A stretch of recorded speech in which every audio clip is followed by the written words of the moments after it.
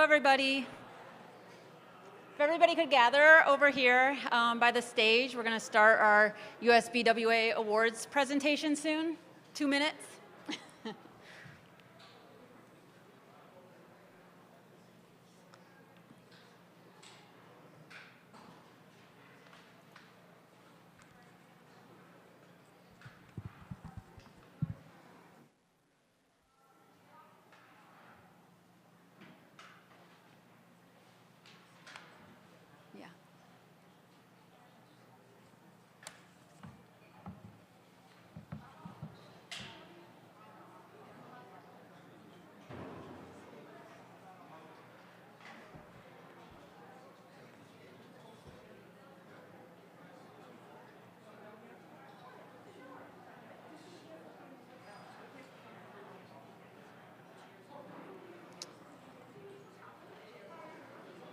Can you tell Debbie, that chair on the end, or you could sit on that chair on the end over there, the first one.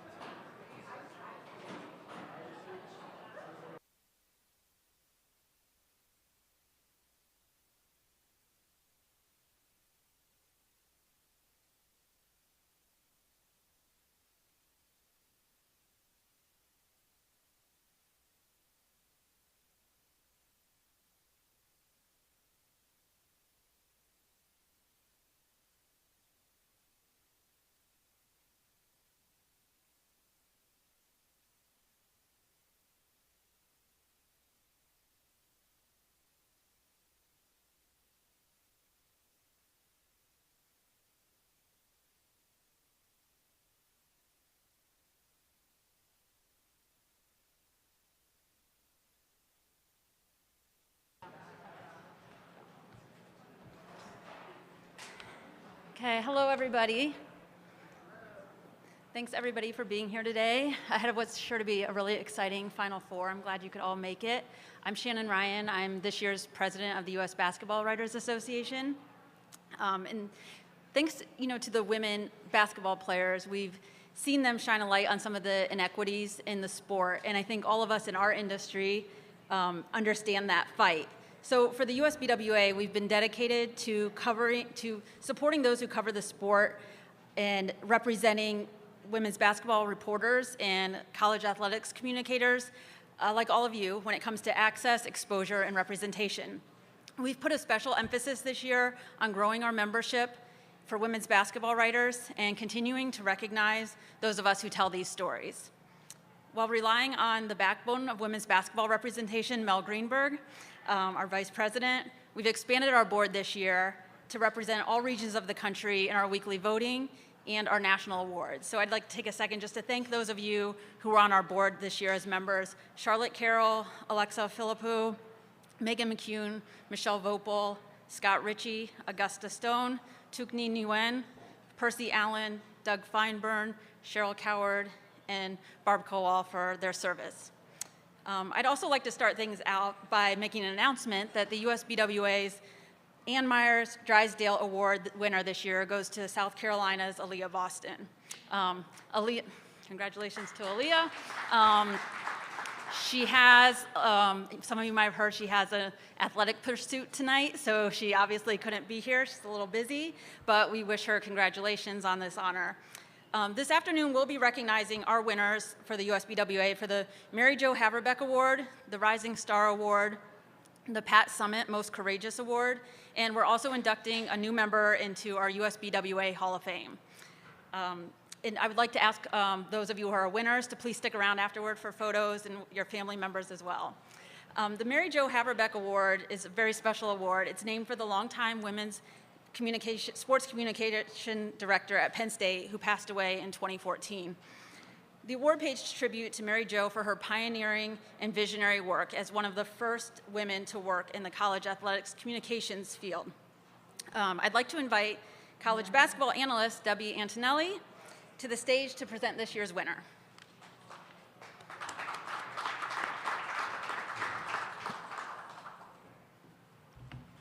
Thank you, Debbie.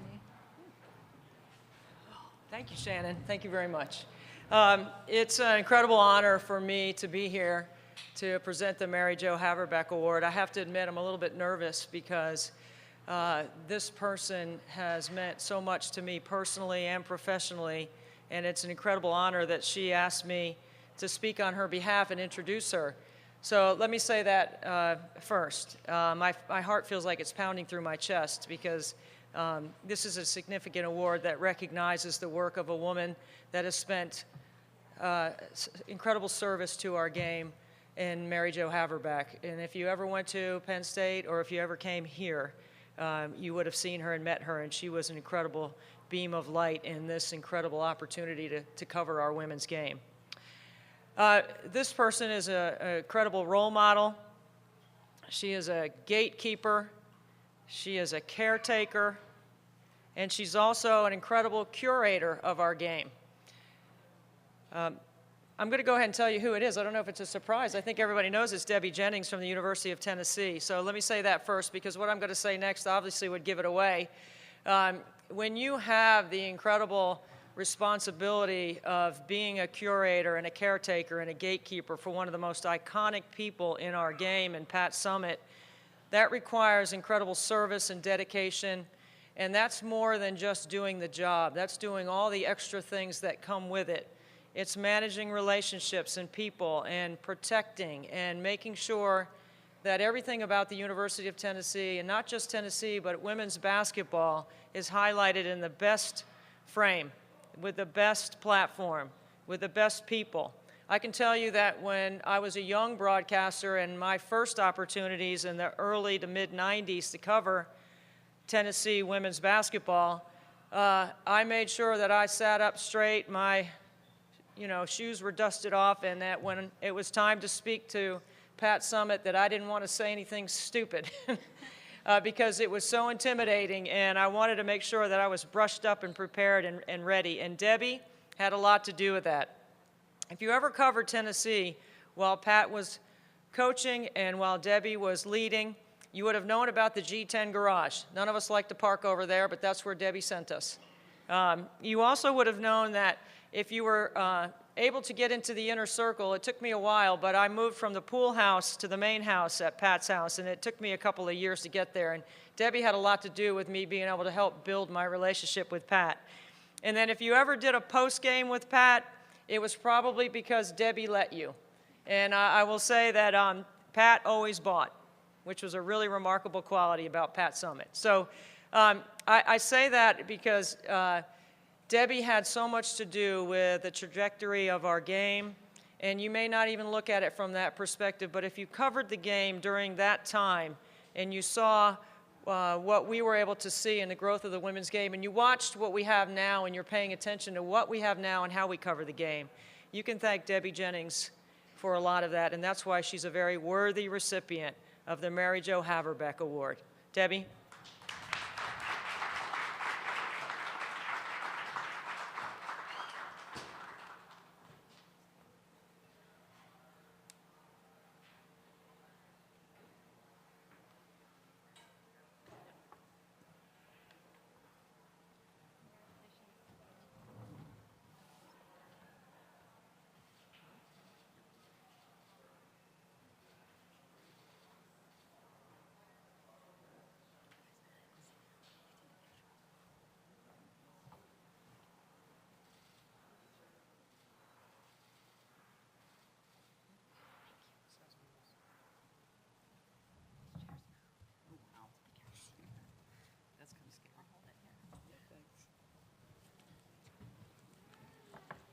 Old knees. I'd like to say they were old basketball knees, but I played 3-on-3 and I played defense. So my knees didn't get broken down that much because I never crossed half court as a high schooler. Thank you, Debbie, for that great introduction. It's good to see you all here today. First, I'd like to congratulate all the other recipients of today's awards. and say thanks to U.S. basketball writers for my selection. I'm truly honored. You know, I've worked in this business for 35 years, and I've been out of collegiate media relations for the last 10. So I think winning the Mary Jo Haverbeck Award means more to me now since I've been away from the game and since I've stepped away. And I think I'll treasure it far more than the other awards I was fortunate to get, because it's just, you look back and reflect, and it just means so much. So thank you for that. You know, if you receive an award named for one of your mentors and you follow after them, gosh, I can't tell you, it's the best feeling in the world. She was one of the best media relations people in the game. We started in the business a few years apart, right after Title IX had been enacted. We did heavy lifting. So many of us did the heavy lifting then in the early days to help women's collegiate sports gain the attention in the media, actually just recognize that we're out there, and to give us some coverage. We did things like the U.S. Olympic Festival and the Olympic Games. We went wherever there was a need, collective of women trying to push the women's game. Mary Jo, one of my fondest memories with Mary Jo, 1981, we were in Syracuse at the Olympic Sports Festival they used to have. And they had us in a dorm. We were all together in a dorm.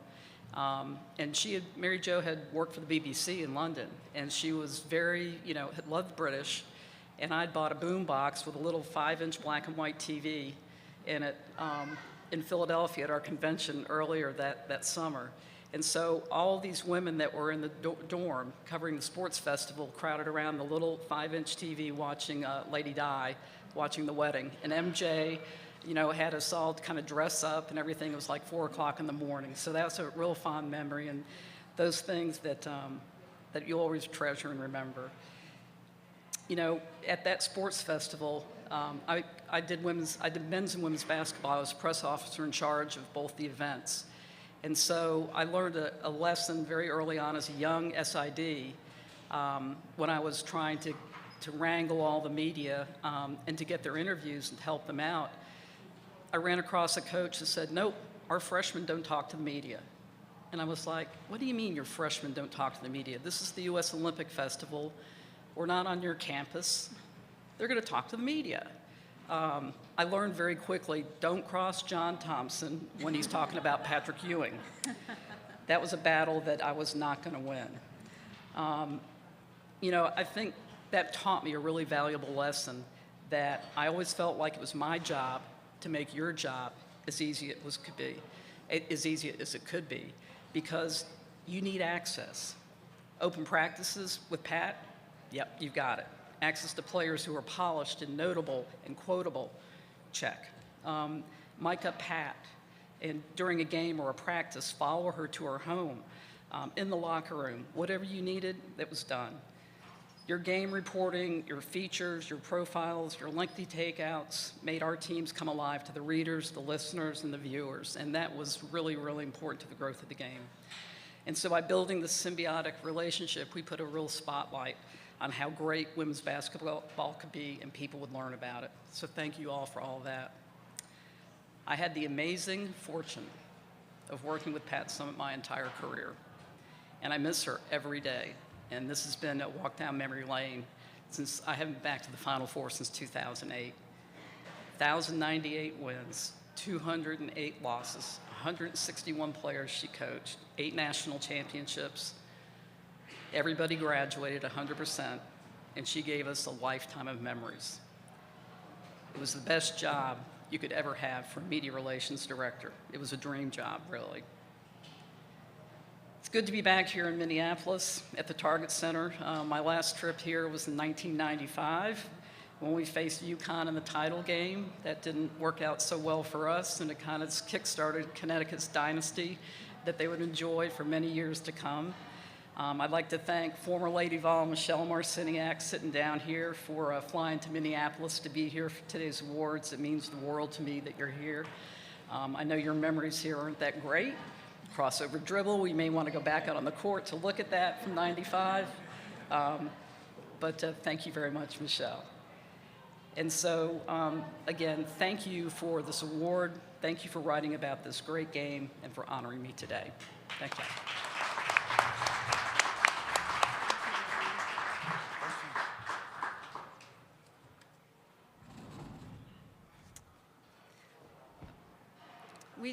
We'd like to take a brief moment to recognize one of our own now at this time, our USBWA Hall of Famer and our organization's vice president. He won this year's Naismith Memorial Basketball Hall of Fame Gowdy Award for print media. This is basketball's highest national honor for the profession of writing. Mel Greenberg has covered women's basketball for 50 years. He started with the Philadelphia Inquirer, which is where I met him. He started in 1969. I was a little bit later. And he began the women's basketball poll in 1976. There's nobody in the profession who knows women's basketball like Mel. And we all really owe him a debt of gratitude for elevating the platform of the sport we cover. Mel, please come to the stage and say a few words.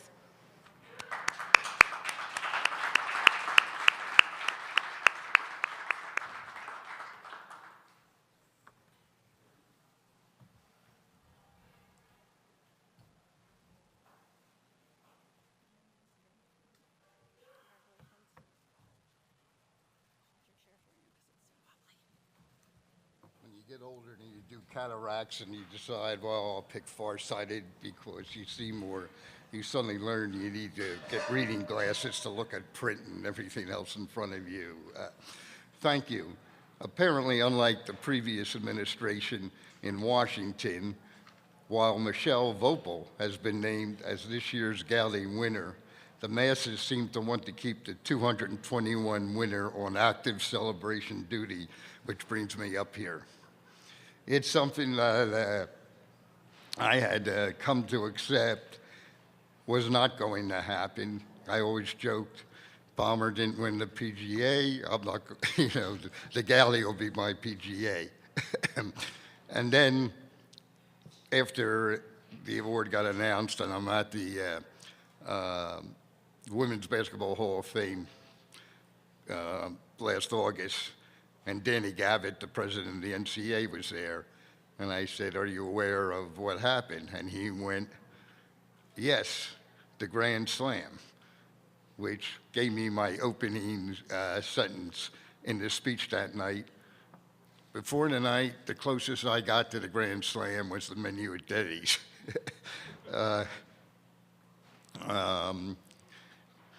And then I had pointed out that George Washington still has more firsts, but I've been across the Delaware more times than he has, Detroit, because that's the way to Rider, Princeton, and Rutgers.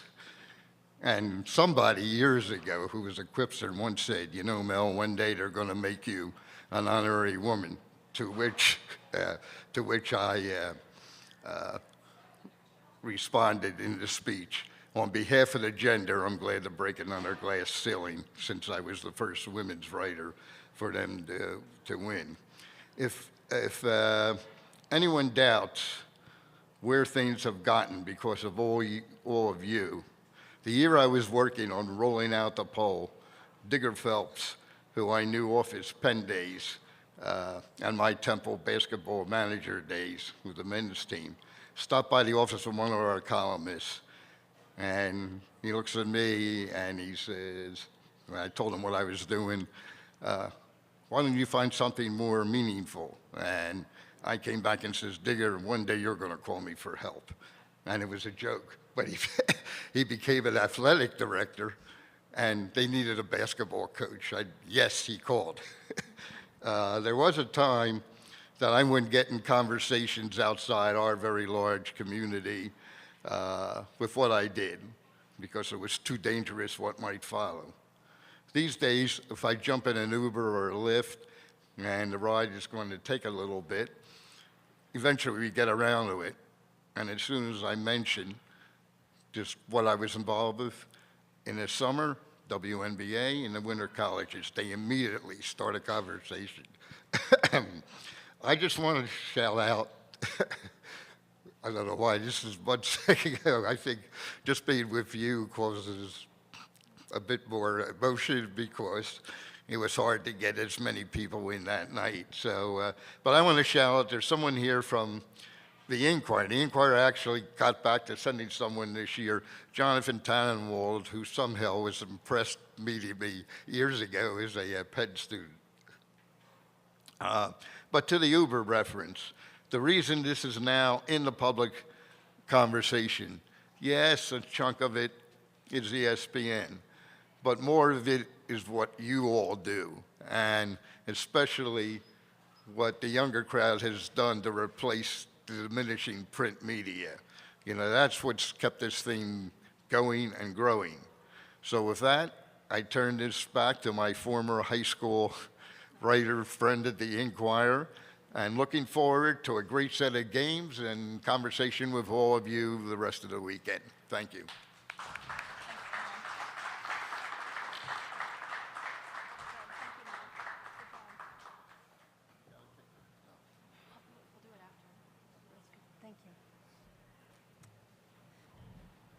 As Mel just mentioned, this profession doesn't exist without young people joining the ranks and excelling.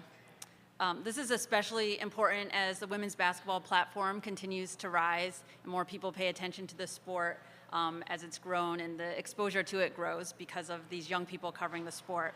Every year, the USBWA recognizes the talent of a college basketball writer younger than the age of 30, so I missed by just a little bit. I'd like to invite my colleague, Charlotte Carroll from The Athletic, to the stage to introduce this year's winner. There you go. The rolly chair. Yeah. Thank you. Yeah. Hi, everyone. Thanks for having me here today. So I first met Alexa, like many of you did, on social media, which is great until the moment comes to introduce yourself, and you're like, hi, I'm Charlotte. A little awkward. But we quickly became close friends on the UConn beat and really grew close due to the 2020 year it was. We went on lots of walks in the park, which got even better with the recent addition of her dog, Callie. And we spent 2020 Thanksgiving together alone with a solo Gossip Girl marathon. Lots of fun. All that's to say is Alexa's a phenomenal human and friend first, which makes her a really good journalist. She cares about the people she's covering, she cares about her friends, and she cares about the subject. And she really, really cares about women's basketball. Whether it's late night deadlines, road trip conversations, you can really tell how much dedication she has for the sport and for the people she covers. And to her credit, she's gracefully taken all of the shots that Gina Auriemma has thrown her way as a Stanford alumna, so tonight's gonna be lots of fun for her. I'm happy to learn from her and to call her my friend, and really excited to introduce her today as today's rising star.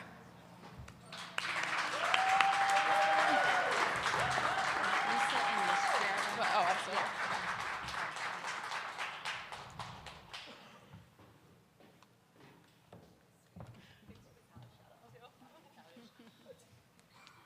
Thank you.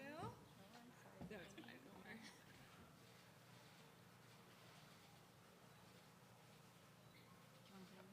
Yeah.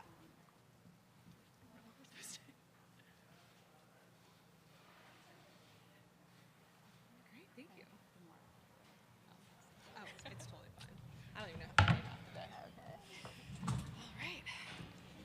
Hi, everyone. I'm so honored to be here, to be awarded this award, to have such a good friend do a great introduction for me, and to just be colleagues with you all, and to be here today. It's actually pretty funny. Sorry, I have my speech on my phone. It's one of those days. I thought it was actually pretty fitting that I was going to be giving a speech today, of all days, because obviously there's a UConn-Stanford game tonight, as Charlotte mentioned, and I actually traced the start of my career really back to a previous matchup in the series. So it was November 2014. Stanford was hosting then #1 UConn, who had won 47 straight games, and they were the two-time defending national champs. They were hosting them at Maples Pavilion. And I was just 2 months into my freshman year at the time at Stanford, and I found a way into joining the student radio group and was part of the broadcast team for this momentous matchup. I'd been interested in journalism since high school, and I saw this opportunity really as a way to mix that career path with my sports fandom. So Stanford was ranked 6th in the country, in the nation, and no one expected them to take down the Huskies. They were #1 at the time. But that night in November, I witnessed a little bit of history because Stanford defeated UConn in overtime in front of a ruckus crowd at Maples. And, I was just 2 months into my journalism career, I want to emphasize. And I did not really know much better about the importance of objectivity and professionalism. And I really just couldn't contain my own excitement at the buzzer.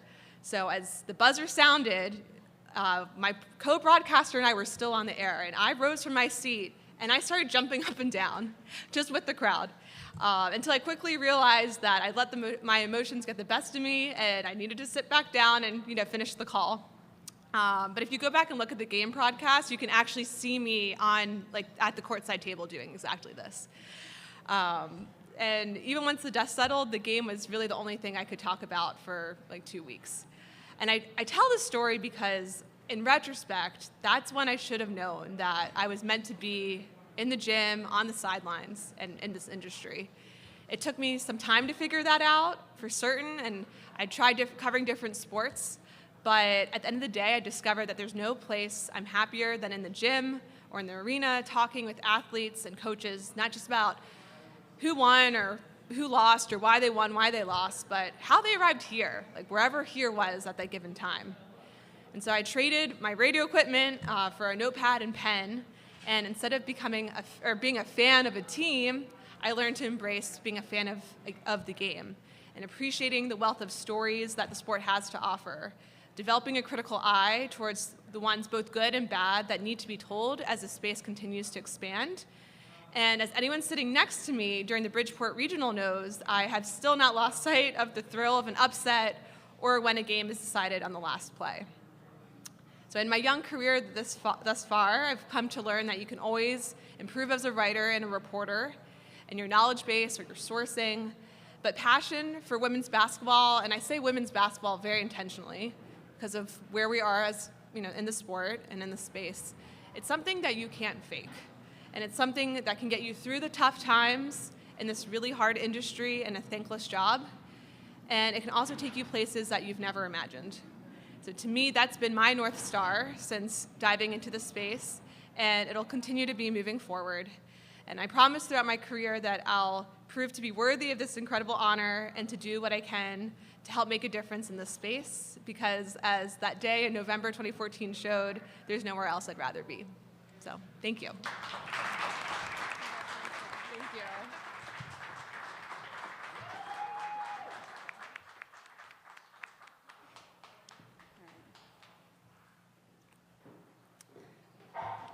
The Pat Summit Most Courageous Award has been presented by the USBWA since 2012, when the award's legendary namesake was honored as she bravely faced early onset dementia. You heard Debbie Jennings tell some really wonderful stories about Pat, and we all know her, the former Tennessee coach who won 1,098 games and 8 national championships in her 42 years as a college coach. I'd like to invite Barb Kowal, the COSIDA's Director of Professional Development and External Affairs, to the stage to present this year's Most Courageous Award winner. Thank you, Shannon. It's really my honor to introduce this year's recipient of the USBWA's Most Courageous Award. It's going to go to Northeastern University senior guard Kendall Currents. She is absolutely the walking definition of this award, which we all know is named for someone legendary in the world of basketball, Pat Summitt. And I just want to take an aside and say it is really special to have Pat's longtime communications expert and our COSIDA Hall of Famer, Debbie Jennings, here today to be part of this as well. So congratulations to all the award winners. Kendall has overcome a litany of medical issues and adversities en route to being named a first-team All-Colonial Athletic Conference honoree, and this year she was Northeastern's leading scorer, averaging 16 points per game. She's the first member of the CAA to be honored with this award. Next year, she's going to continue her studies as a graduate student and play another year of basketball at a school to be announced. When you hear her backstory right now, her achievements are admirable. Kendall has undergone more than a dozen surgeries for her cleft lip and palate and hours of speech therapy when she was younger. She's also had numerous treatments to overcome 3 holes in her heart, a heart murmur, and a bicuspid aortic valve, which is a heart valve abnormality. Amazingly, through all of this, Kendall became a soccer and basketball star in the Massachusetts high school ranks, playing at Falmouth Academy before heading up the road to Boston to Northeastern. Overcoming her medical hurdles is just one aspect of her courage. Kendall is actively involved in the Herring Pond Wampanoag tribal community, having been raised on her tribe's homeland in the Cape Cod region of Massachusetts.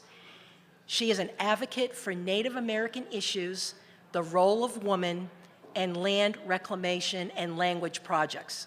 She's volunteered at the Plymouth Plantation as a guest interpreter. She appeared on 60 Minutes for a story on the Wampanoag Language Reclamation Project, and much more. It takes a lot of courage to take a stand and advocate for your Native American history and address the issues and impact on Native communities in the United States. In many ways, as currents goes, Northeastern has gone. Quoted in a Boston Globe article, Northeastern head coach Bridget Mitchell said that she often told Kendall that we're tough because you're tough. One final note. At her Wampanoag naming ceremony when she was a toddler, Kendall was given the name of Rising Feather. Today, that name resonates well, doesn't it? She has risen through medical adversity and has risen to stand up and be counted as a representative of her tribe and her heritage. Courage and determination come in many forms, and Kendall Currents is living proof of that. So at this time, if you would please help me welcome our 2022 USBWA Pat Summitt Most Courageous Award winner to the stage, Northeastern University's Kendall Currents.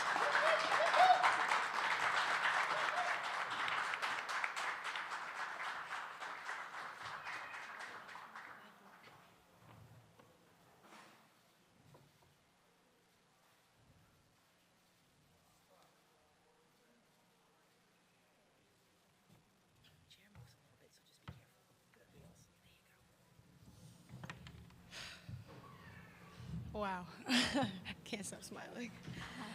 Well, I just want to say thank you to everyone for being here. Very honored to receive this award, especially under Pat Summitt. Her legacy will definitely live on. I never thought of myself as being courageous. I just thought I was dealing with the hand that I was dealt. So kind of my growing part was I had one of my surgeries that was really hard to go through was my senior year of high school.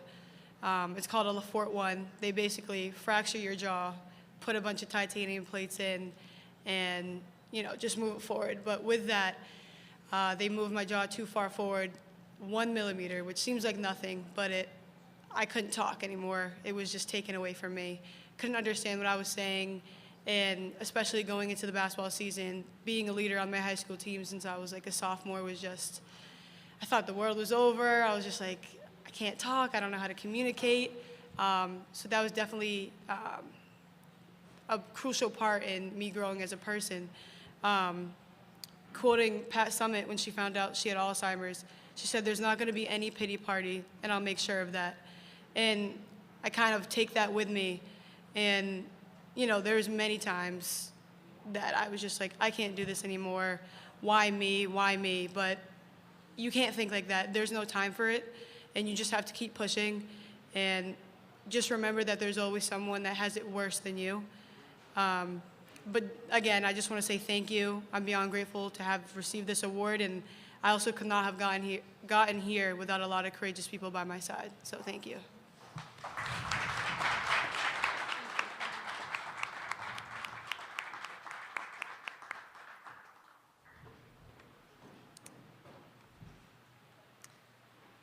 The USBWA was formed in 1956 to represent reporters who cover college basketball, and for more than 20 years, we have grown our Hall of Fame to include only the most respected and influential writers who cover the sport. I'd like to invite Cheryl Coward to the stage. She's the founder of HoopFeed, and she's an esteemed colleague she'll introduce her esteemed colleague, who is the USBWA's 2022 Hall of Fame inductee. Thank you. When I first met Charles Hammond, the new inductee. It was back in 2009 at the WNBA All-Star Game. And we immediately became buddies. He was open, giving in his knowledge, and I'm gonna take this off. And you know, that seems like something that is, you know, just run of the mill, but it's kind of rare sometimes in our profession. It's so competitive when you find people who are willing to give their knowledge and aren't stingy about it and aren't competitive with you. But he was not just to me, but to anyone who came across his path. So I thank him for that, for showing me the way, not just in the WNBA, which I found out later that he was also, you know, the longest running tenure reporter for the Minnesota Gophers. And he's basically a walking encyclopedia of not just women's basketball, but sports in general. And what's special about that is that when something happens in the women's world, he puts it in perspective with sports in general. And because of that, you know, he's, you know, a beloved member of the women's basketball media community. I started calling him Uncle Charles before he knew it, and now we all call him Uncle Charles. Sylvia Fowles of the Minnesota Lynx calls him Papa Smurf, because we all love Uncle Charles. And I am especially honored to introduce him into the Hall of Fame. He deserves this. He deserves his due as not just a member of the women's basketball community nationwide, but a very dedicated stalwart of the game here locally as well, with all the players that he's covered, women, men, at the college level, at the pro level. And I just want to say thanks, Uncle Charles, for all that you've done for all of us who came into this arena not knowing much, and the help that you gave us. So thank you.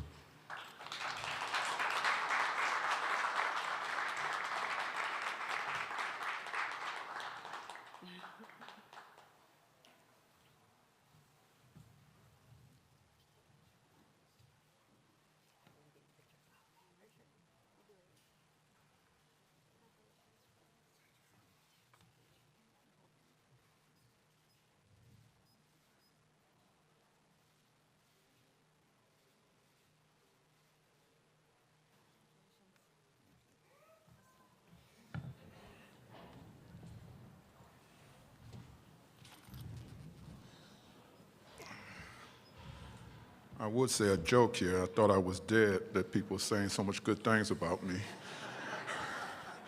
But I don't want to use up my time.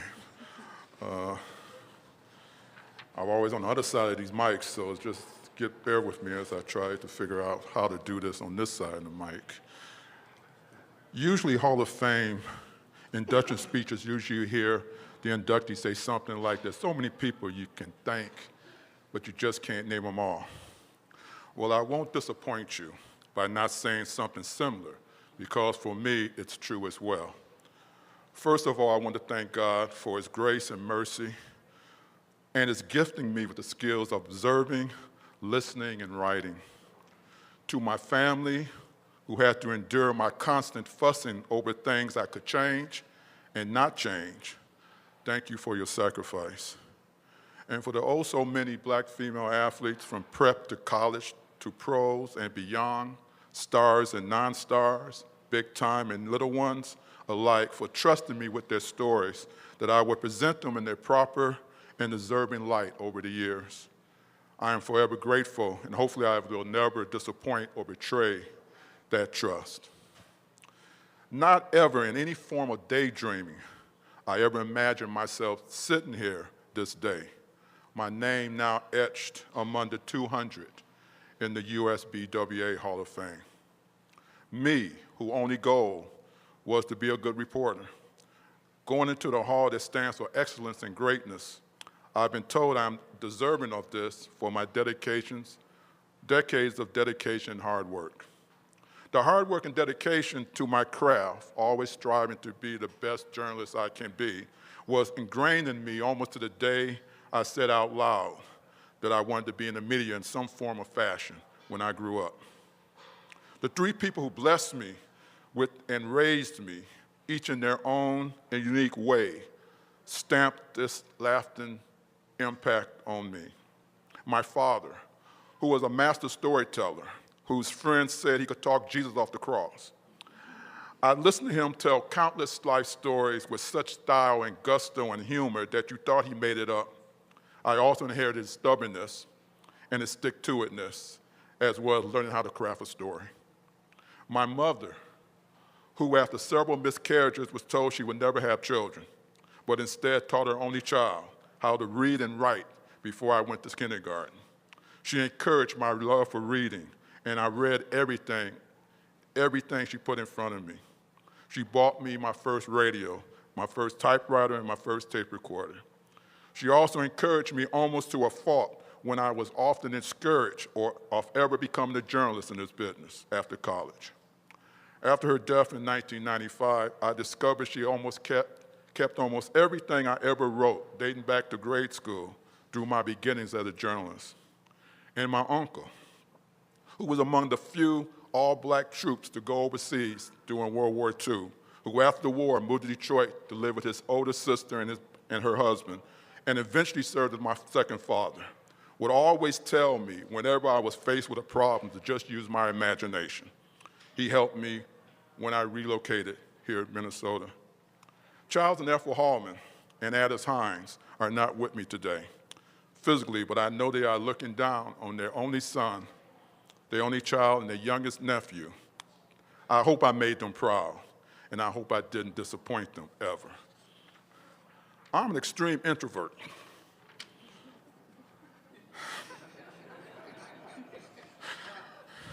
Not accustomed to receiving, yet alone accepting praise and compliments to talk about my work. Since I received a call from Cheryl Coward and Shannon Ryan to inform me that I am part of the Hall of Fame class of 2022, I have been overwhelmed with emotions as well as self-questioning. What did I do to deserve this when all I ever wanted to do was to be a reporter?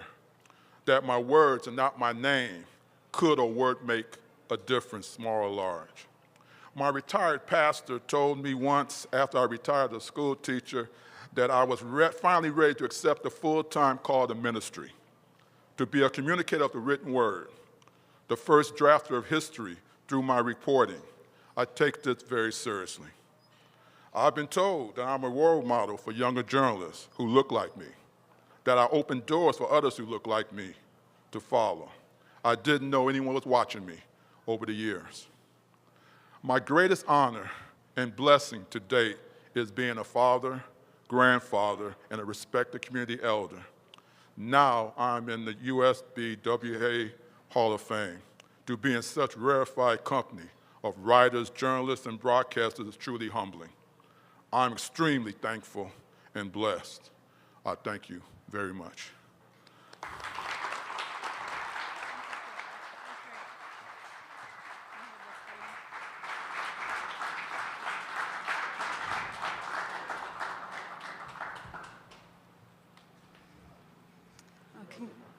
Yes, thank you.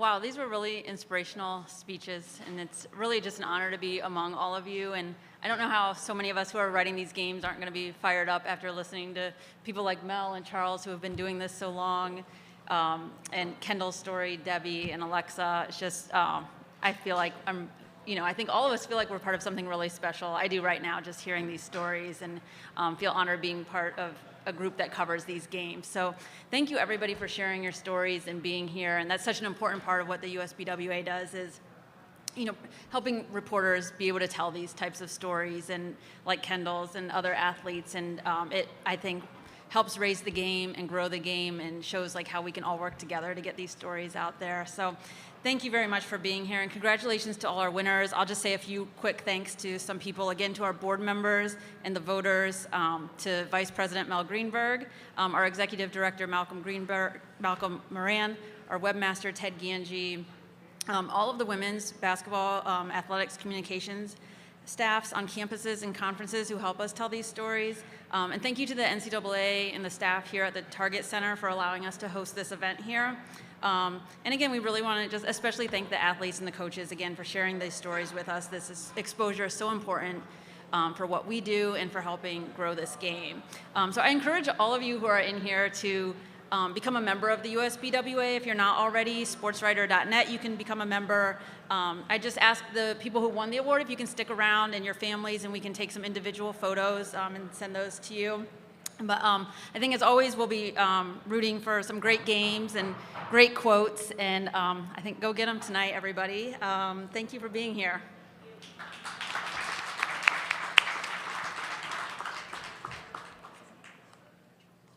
Okay, yeah. Okay, thank you, everybody.